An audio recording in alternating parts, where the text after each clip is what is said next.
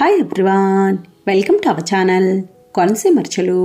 ఈరోజు మన వీడియోలో స్టఫ్డ్ తీపి గుంట పొంగనాలు చూపిస్తున్నానండి. చాలా రుచిగా ఉంటాయి, చాలా సింపుల్గా చేసుకోవచ్చు. పిల్లలకి ఈవినింగ్ ఏదైనా స్నాక్ చేయాలనుకున్నప్పుడు కానీ, ఎప్పుడైనా స్వీట్ తినాలనిపించినప్పుడు కానీ అప్పటికప్పుడు సింపుల్గా చేసేసుకోవచ్చు. ఇది చేయడానికి కూడా పెద్ద టైం పట్టదు, చాలా చాలా బాగుంటాయి. తీపి గుంట పొంగనాలకి 1 కప్పు పచ్చి కొబ్బరి తురుము తీసుకున్నాను. నేను 1 కొబ్బరికాయ తీసుకున్నానండి. అలాగే కొబ్బరి కోరేది ఉంటుంది కదా, దాంతో కోరుకున్నాను. లేదా మీరు మిక్సీలో అయినా మిక్సీ పట్టుకోవచ్చు. చిన్న మిక్సీ జార్లో 4 స్పూన్ల గుల్ల శనగపప్పు, పుట్నాల పప్పు ఉంటుంది కదండి, వేపుడు శనగపప్పు, అది వేసి మిక్సీ పట్టుకోవాలి.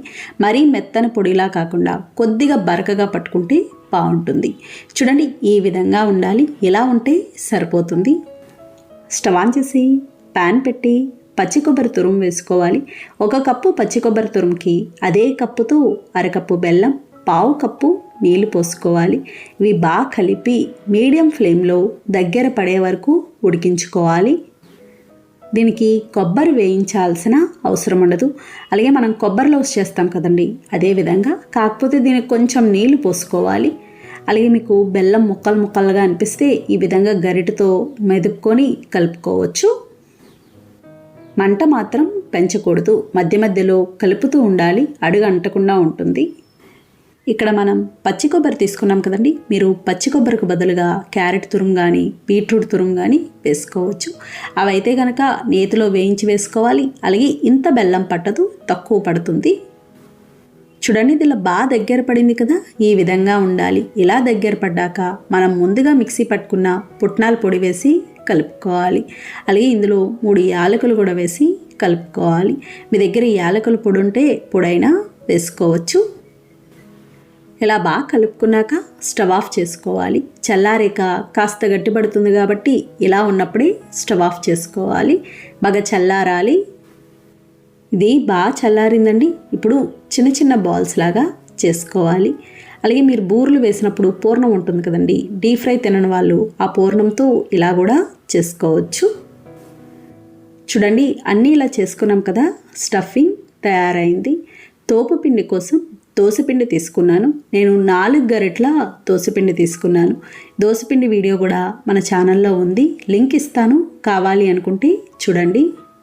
ఇలా కొంచెం గట్టిగా ఉన్న పిండి తీసుకోవాలి.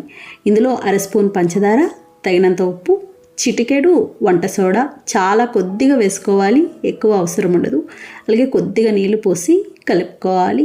ఎక్కువ నీళ్లు పట్టవు, పిండి మరీ పల్చగా ఉండకూడదు, చిక్కగా ఉండాలి. పిండి పల్చగా ఉందనుకోండి పైన అస్సలు పట్టదు. చూడండి, ఇలా బాగా కలుపుకున్నాం కదా, ఈ విధంగా ఉండాలి. ఇలా చిక్కగా ఉంటే సరిపోతుంది. ఇలా వేసుకోవాలండి స్టఫ్డ్ పొంగనాలు, చాలా ఈజీ. ఇప్పుడు స్టవ్ ఆన్ చేసి గుంట పొంగనాల ప్యాన్ పెట్టుకోవాలి. నేను నెయ్యి వేస్తున్నాను. ఒకవేళ నెయ్యి వద్దు అనుకుంటే నూనెైనా వేసుకోవచ్చు, ఏదైనా పర్వాలేదు.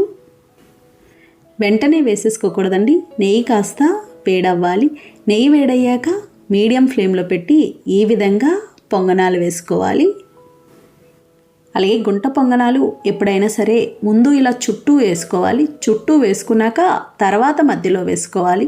మధ్యలో మంట ఉండడం వల్ల ఎలైనా త్వరగానే కాలుతాయి, అందుకే చివరిలో వేసుకోవాలి. ఇలా పొంగనాలన్నీ వేసుకొని మూత పెట్టేసి మీడియం ఫ్లేమ్లో ఉడకనివ్వాలి. ఒక 5 నిమిషాలు అలా టైం పడుతుంది.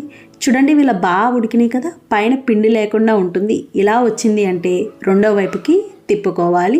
చూడండి ఎంత చక్కగా కాలనియో. రెండో వైపును కూడా ఇదే విధంగా కాల్చుకోవాలి. ఇంకా నెయ్యి కానీ నూనె కానీ వేయాల్సిన అవసరం ఉండదు. చూడండి, రెండో వైపును కూడా ఇలా కాలనీ కదా, ఈ విధంగా ఉండాలి. ఇప్పుడు ఇవి ప్లేట్లోకి తీసుకోవాలి. ఇదే విధంగా అన్ని పొంగనాలు వేసుకోవాలి. ఇంతేనండి, స్టఫ్డ్ తీపి పొంగనాలు తయారైనవి. చూసారు కదా ఫ్రెండ్స్, చాలా సులభంగా తయారు చేసుకున్నాం. అప్పటికప్పుడు సింపుల్గా చేసేసుకోవచ్చు. చూడండి ఎంత సాఫ్ట్గా ఉన్నాయో. నచ్చిందండి వీడియో? మీకు నచ్చితే లైక్ చేయండి, షేర్ చేయండి, కామెంట్ చేయండి. Thank you for watching.